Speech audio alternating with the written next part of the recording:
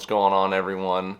Today is going to be my top 2 tips in order to make you your best shot that you can be. If I had to do any 2 form techniques, it would be these 2, and let's get right into them. My first form technique is going to be blind bail shooting, and what blind bail shooting is designed to do is to get rid of 2 things. 1, bad form habits, and 2, target panic. And I'll show you what we have to do in order to get set up with this technique. So the first thing you're going to want to do, sorry, I'm in my messy bow barn, is be about 3 to 4 yards from your target. No further than that. Closer, you don't have to be too far from this when you're doing this. The target only needs to be, 4 or 5 yards at the furthest. So we're going to show you guys what this technique is, what it's designed to do, and we'll go through it. Alright, if you guys are watching this video, you're probably either A, new to shooting, or B, having problems with your consistency, or you're not grouping like you want with your bow. There's multiple reasons why that happens. Maybe you're just getting new into it and you don't know how to get your form or how to find your form. So if you're here for that, definitely leave a like, comment, and subscribe, because we have plenty of videos. I'll throw up the video that I did my last video here. You guys can take a look at that. That's going to help you guys with your initial form and finding it. I think finding form is super important, and going through that consistent process can be very rewarding. So that's the first type of shooters that are going to be watching this video. And the second ones are going to be the ones that they've been shooting for a while, or maybe they just got a new bow and they're not liking it, or they're not finding the consistency that they want and they're having problems. That's not uncommon. Depending on if you're getting a new bow or what you're doing, sometimes you can go from grouping great to grouping terribly and having target panic and all other sorts of stuff. So either way, if you guys are watching this video is 100% designed for you. This video is meant for you guys to, figure out what's wrong, and hopefully better yourself and find a correction for the problem that you're need to answer to. Sorry, it's February and we have mosquitoes already. It's 62 degrees. I'm only inside today because it's windy and I wanted to get this video done before the hog hunt. So that being said, we're going to get into my 2 tips to instantly make you more accurate. And instantly, one of them is going to make you better a lot over time, and one's going to instantly make you better. So with that being said, let's get right into the first tip. So what this first tip that I'm going to give you guys is designed to do is to get your form as perfect as it can get with eliminating target panic in that process. And target panic has 2 forms, and I'll explain what target panic is and what they look like. Target panic is when you are, well, I guess it's just how it sounds, it's target panic. It can be done in 2 ways. Most commonly seen is if you see someone with like a wrist strap, they'll be slapping their trigger really hard. They put that pin on the bullseye. They're like, okay, my pin's on the bullseye, I'm ready to just absolutely smash the bullseye and get a 10. Well, 9 times out of 10, when you smash that, smash your trigger, you cut your release too loose just to execute it because your pin's on the bullseye, it never works out, and it can develop bad habits. And so with that being said, here's what I'm going to tell you guys in order to get rid of that whole entire target panic thing and get your form the best that you can. This is called blind bail shooting, and what it is designed to do is you will actually draw your bow, close your eyes, and go through your form. You're going to get a good consistent anchor point. You're going to get your grip like you want it, and you're just going to execute your release. You're just going to pull through whether you have a hinge, a thumb button, or a wrist strap. Each respectively, do it in its own process. And you're going to cut that loose. And what that'll look like is I'm less than, 3 feet from my target that I'm shooting at. It's actually right over your guys' shoulder. What this is designed to do is to get rid of target panic and find your form the easiest and the best way that you can. So what this will look like is we're going to draw back.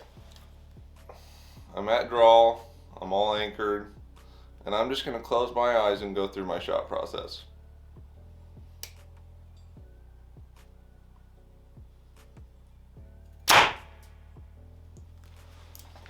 Alright, you guys are probably wondering, like, what does this accomplish? Well, what this will do is this will take out all of the visual of you having to break that shot when your pin is on the bullseye.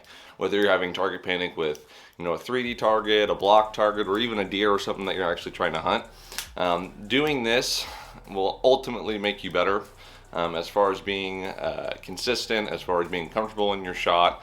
And I think if you can do this 15 times, and yes, I said it 15 times before you go shoot, at 20 yards, 25 yards, 30 yards, whatever, you will instantly see progress within the first 30 days. I know that you're like, instantly, that's not 30 days. Well, if you're shooting and you want any longevity to be able to shoot consistently and to go through, you know, proper form, this is the key to do it.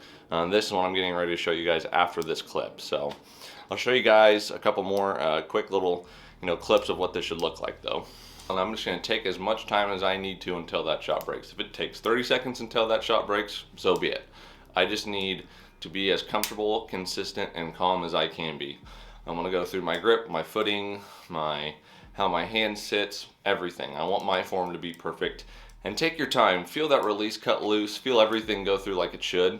And you'll know once you shoot that you've been doing well, because eventually your groups will just get smaller and smaller. Don't worry about it here, but when you're actually shooting, you know, at a target with some distance, your groups will continue to get smaller and smaller. I can't believe there's mosquitoes here in the middle of February. That's terrible. So we're just going to draw. We're just going to go through our process.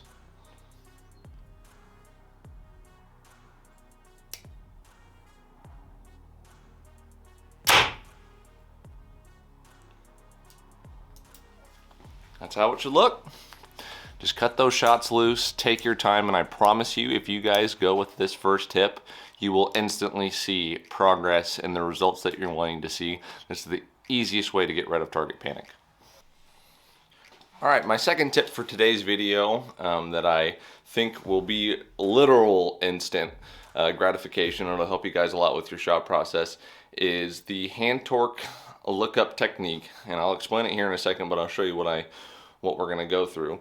If you look, your cam, hopefully it focuses on there, has a perfect focus, has a track that your string is gonna come down. And when you draw, as soon as that bow hits the back wall, like this, when you're done drawing through the draw process, you've gone through the initial draw, the valley, and into the back wall, what you're gonna do is you're gonna look up at your top cam and make sure that your string is coming perfectly off this track. That's what you want. You want it to be perfectly off track. You don't want to see any inside of the trough of that cam. This is your cam for those of you who are new that are, you know, not knowing what you're doing quite yet, but you will get there, I promise. Just keep that string in that track, and what you can do is if you see any on the inside of that, take your hand that has the bow, whether you're left-handed or right-handed, and just twist it left or right. So if I need to twist it left or right to get that string to come straight down the track, that'll eliminate all of your hand torque, and it will instantly make you more accurate. Because when you're at full draw, you know, let's say we're pulling a 70-pound bow with an 85% let off, we're holding, what, 16 pounds? I don't know the exact math, but it doesn't take much to move that. Your face pressure can have a lot of negative effect on your shot. It can affect speed, accuracy, the way that you tune your bow. So that being said, always look up, and what that'll look like is like this. Knocking my arrow, going through my shot process. So I'm going to draw, and then I'm going to look up.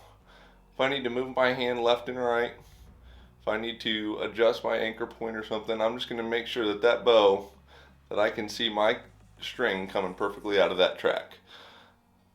And then what I'll do is I'll go through my blind bail.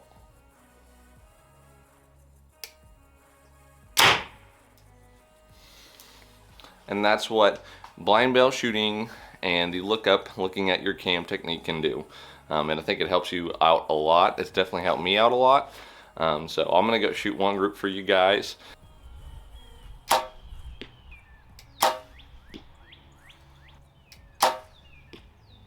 All right, so we just went through the blind bail technique.